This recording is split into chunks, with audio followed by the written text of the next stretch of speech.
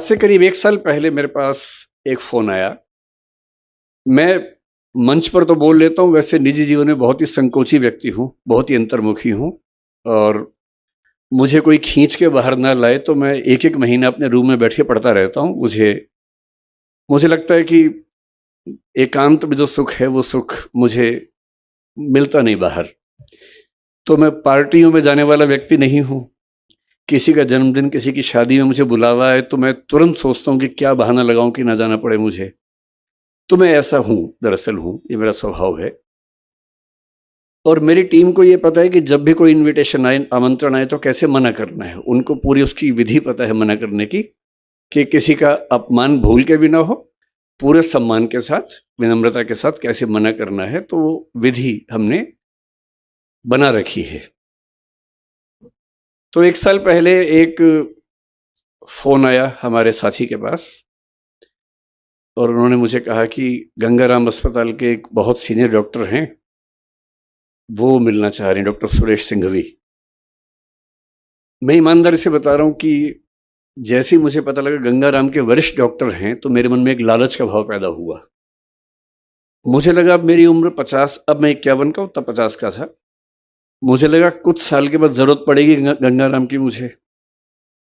तो अगर गंगाराम में एक आध सीनियर डॉक्टर से परिचय हो जाएगा, तो ठीक ही रहेगा। जब नौबत आएगी तो सीधे एंट्री मिल जाएगी, एडमिशन सीधे मिल जाएगा। तो मैंने कहा ऐसा है तो मिल लेते हैं। तो मुझे लगा कि मैं जाके मिलूँगा, लेकिन डॉक्टर साहब इतने विनम्र हैं कि वो मिलने आए मुझसे। तो मैं स्पष्ट रूप से कह रहा हूँ, मेरे मन में एक ही लालच था कि वो आएँगे और मैं इतनी नेटवर्किंग कर लूँगा कि बुढ़ापे में दिक्कत आए तो मेरा इलाज ठीक से हो जाए। बाकी ज़रूरतें मुझे पड़ती नहीं है, एक ही ज़रूरत लगती है, कभी डॉक्टर की ज़रूरत पड़ेगी तो रास्ता निकल जाएगा।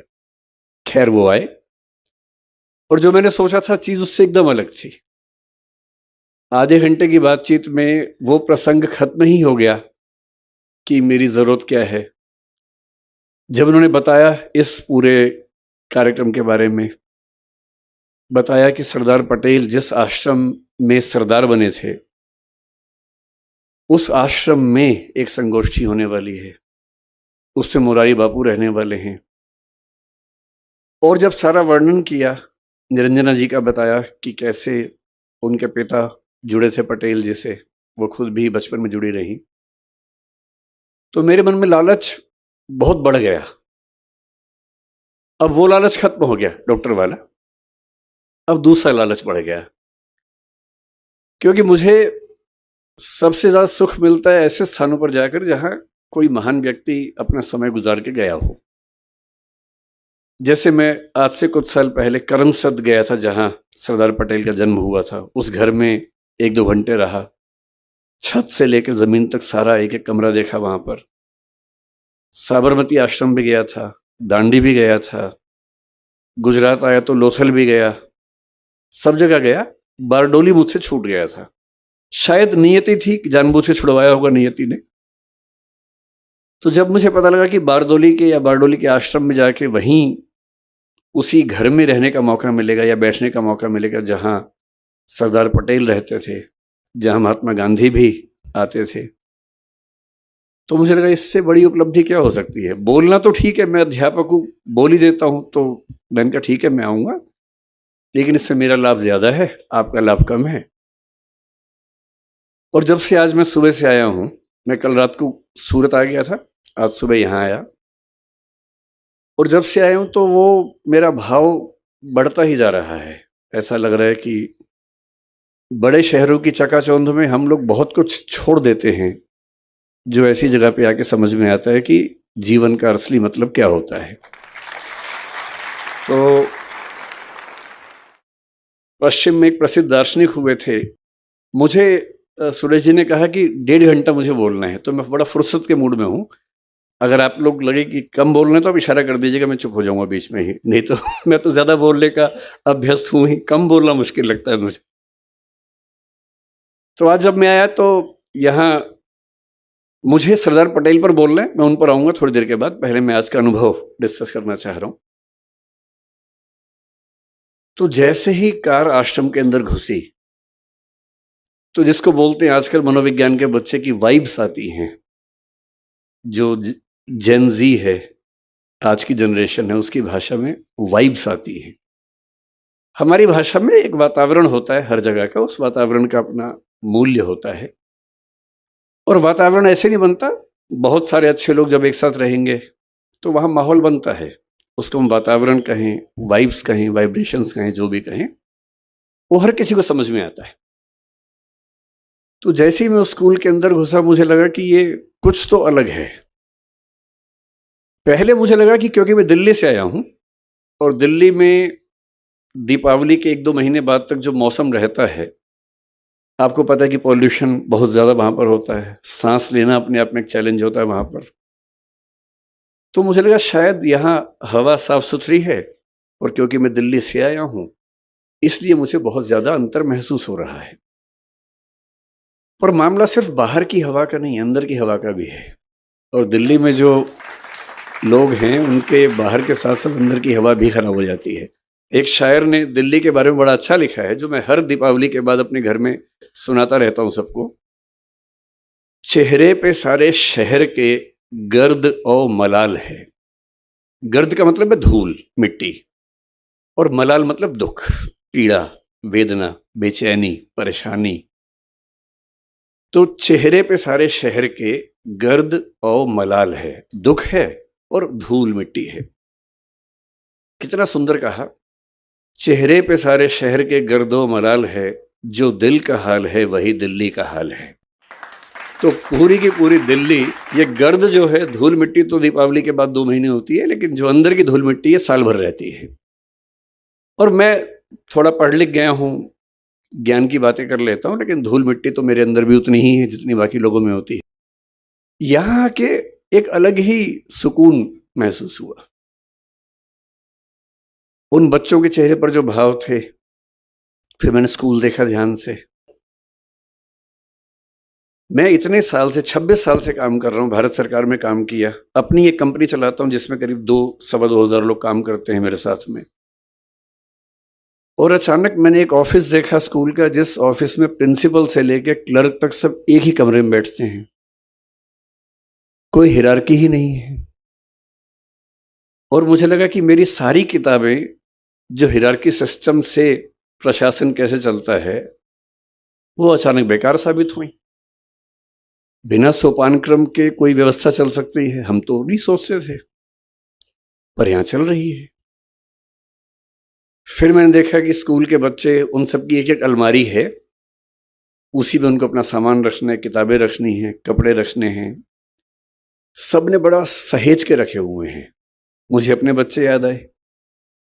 कमरा तो उनके पास भी है, पर वो इतना साफ तो कभी नहीं होता जब तक कोई थर्ड पार्टी आके साफ ना करे उसको। या तो मम्मी साफ करे, या पापा साफ करे, या कोई और साफ करे। इतना करीने से कैसे बच्चे रह सकते हैं? और किसी की अलमारी पर कोई ताला भी नहीं है। तो मैंने पूछा कि ताला नहीं होने की वजह, तो बताया गया कि हम चाहते हैं कि बच्चे खुद ही सीखें कि अगर हम किसी की चोरी करेंगे तो कोई हमारी भी तो करेगा, और चोरी नहीं करनी है, ये स्वभाव का हिस्सा बन जाए। ये इसकी ट्रेनिंग है, इसका प्रशिक्षण है। बच्चे अपना खाना भी खुद बना रहे हैं, बर्तन भी खुद धो रहे हैं। 10वीं के बच्चे दिल्ली में ये कह के आतंक मचाए रखते हैं कि मेरा 10वीं का एग्जाम है, तो ना मैं खाना तो खैर बनाने का सवाल ही पैदा नहीं होता है, बर्तन धोने का तो मसला ही नहीं है उनके सामने। उनसे तो आप ये भी कहें कि 1 गिलास पानी लाके दो, तो 10वीं का एग्जाम बीच में आ जाता है। तो ये बच्चे 10वीं का एग्जाम भी दे रहे हैं, खाना बना रहे हैं, बर्तन धो रहे हैं, अपना सब कुछ कर रहे हैं। स्वावलंबन, जो महात्मा गांधी कहा करते थे, उसका जीता जागता उदाहरण। और उसके बाद बच्चों के चेहरे पर ऐसा सुकून है, जो सुकून दिल्ली के वीडियो गेम खेलते बच्चों के चेहरे पर कभी नहीं दिखता है। तो मुझे कभी कभी क्या होता है, मैं जिक्र कर रहा था कि पश्चिमी दार्शनिक हुआ हेडेगर नाम के, 20वीं शताब्दी की शुरुआत में ही जर्मनी की बात है, जब जर्मनी विश्व युद्धों की दुनिया में आ गया था, उस समय की बात है। उन्होंने एक बड़ी गहरी बात कही। उन्होंने कहा कि हम लोग जिंदगी जीते रहते हैं, किसी से लड़ते हैं, किसी से प्यार करते हैं, फिर झगड़ा करते हैं, लड़ते हैं, सफल होते हैं, किसी को हराते हैं, किसी से हारते हैं तो नफरत पाल लेते हैं, हराते हैं तो ये भाव मन में आता है कि मैंने हरा दिया, मैं विजेता हूं।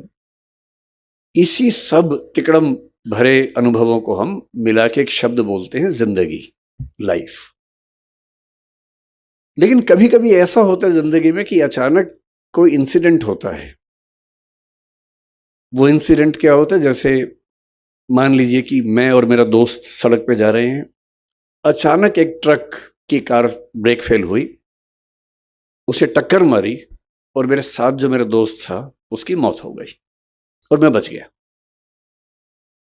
अब जो मुझे एहसास होगा, उस एहसास का मतलब है नथिंगनेस, शून्यता।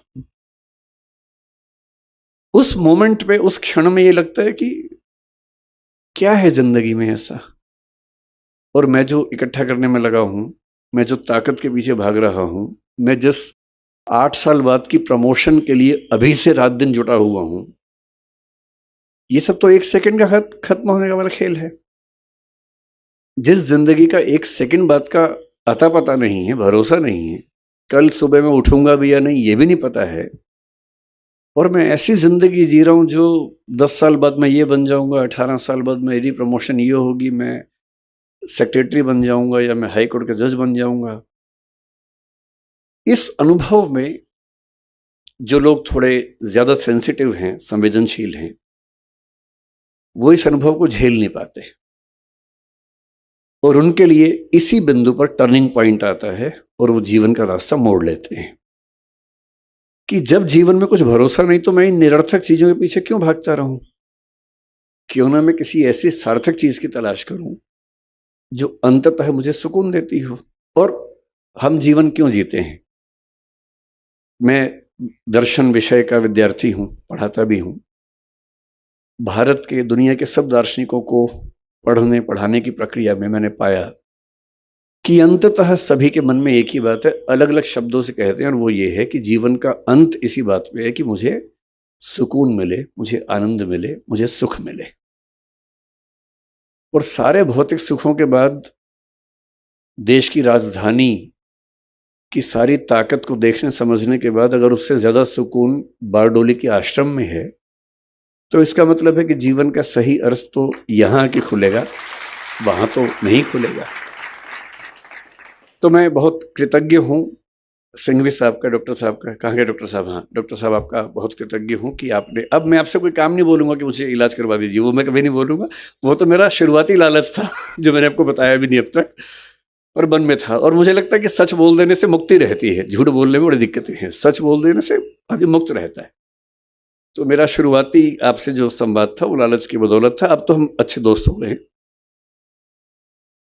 तो मैं कृतज्ञ हूं कि आपने मुझे यहां बुलाया और इतने सुंदर संसार के बीच में आने का मौका दिया। मैंने जब स्कूल